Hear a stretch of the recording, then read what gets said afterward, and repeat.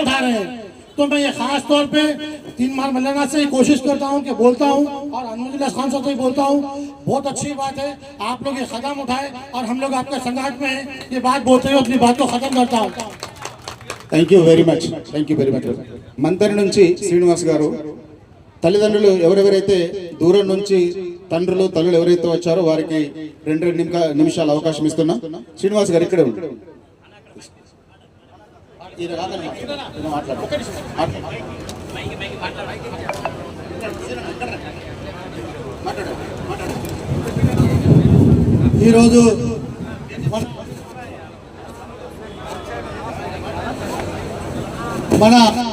ఈరోజు టిఆర్పి రాష్ట్ర వ్యవస్థాపకులు అధ్యక్షులు ఎమ్మెల్సీ తీన్మార్ మల్లన్న గారి ఆధ్వర్యంలో మరి ఇందిరా పార్క్ దగ్గర ఆర్టీఏ చట్టం గురించి వివరించి ఈ చట్టాన్ని తెలంగాణలో ఎందుకు అమలు చేస్తలేరని మహాధర్నా కార్యక్రమానికి వచ్చిన అందరికీ నా యొక్క హృదయపూర్వక నమస్కారాలు తెలియజేస్తున్నాను.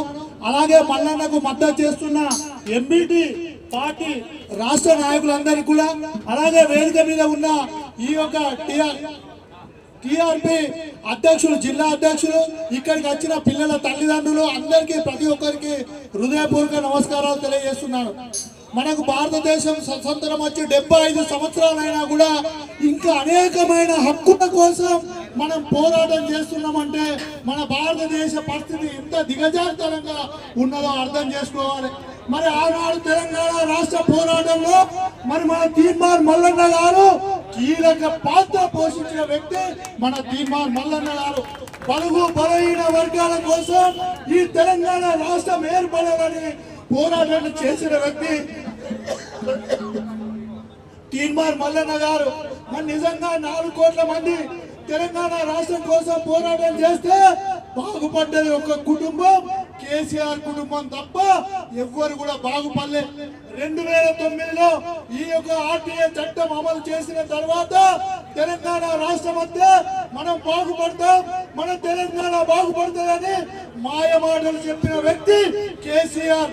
ఇవాళ తెలంగాణ రాష్ట్ర సమితి పేరిట పార్టీ పెట్టి అధికారంలోకి వచ్చిన తర్వాత ఓడెక్కినాక ఓడమల్లన్న, ఓడ దిగినాక ఓడమల్లన్న అనే శాస్త్రంగా కేవలం కేసీఆర్ కుటుంబమే బాగుపడ్డది.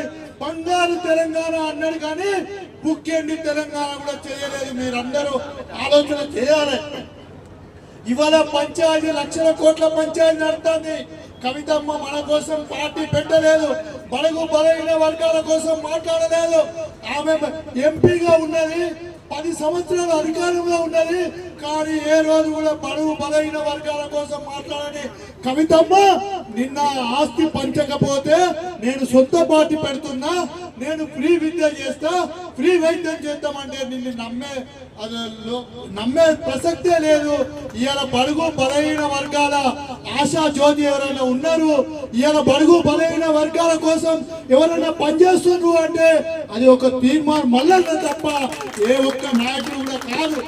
నేను మాజీ ఎంపీటీసీని, నేను ఎంపీటీసీల ఫోరం డిస్ట్రిక్ట్ ప్రెసిడెంట్ని.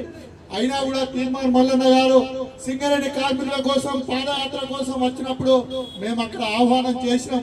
మనకు రాజకీయ పార్టీలు ముఖ్యం కాదు, ఏదైతే డాక్టర్ బాబాసాహెబ్ రాసిన రాజ్యాంగాన్ని అమలు చేయమని మనం డిమాండ్ చేస్తున్నాం. ఇవాళ కేంద్ర ప్రభుత్వం పెట్టిన చట్టాన్ని అమలు చేయమని అంటున్నాం, కానీ ఇవాళ కేసీఆర్ చేయలేదు. ఆ తర్వాత వచ్చిన రేవంత్ రెడ్డి తెలంగాణలో దోచుకోవడమే లక్ష్యంగా పనిచేస్తున్నారు తప్ప విద్యాశాఖ మంత్రి లేడు. 2.5 సంవత్సరాలు అవుతుంది. మొన్న ఎవరో పత్రికా విలేకరులు అడిగినారా, మీరు విద్యాశాఖ మంత్రిని పెడతలేరు అంటే ఆర్థికంగా లాభం వచ్చే శాఖనయ్యా, ఆ మంత్రిని నేను ఎవరికి ఇవ్వాలి, అందుకే ఆ శాఖ నా దగ్గరనే పెట్టుకున్నా. మరి అంత దోచుకునే మంత్రి కూడా మా దగ్గర లేడు, అంత దోచుకునే ఎమ్మెల్యే కూడా మా దగ్గర లేడు.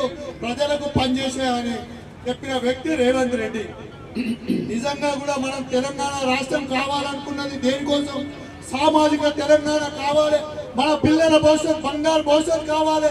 చదువు అంటే ఒక కుటుంబం కాదు, ఒక వ్యవస్థ. ఈ దేశం రాష్ట్రం బాగుపడాలంటే పిల్లలకి ఇచ్చేది విద్య మాత్రమే, కానీ మనం ధనం ఏవో ఇస్తే దొంగతనం చేసి ఎత్తుకుపోతారు. అదే విద్యని ఎవడు దొంగతనాన్ని చెయ్యలేడు. ఇవాళ మన మల్లన్నకు ఆ జ్ఞానం ఉన్నది కనుక మల్ల ప్రశ్నిస్తున్నాడు. గతంలో స్వాతంత్రం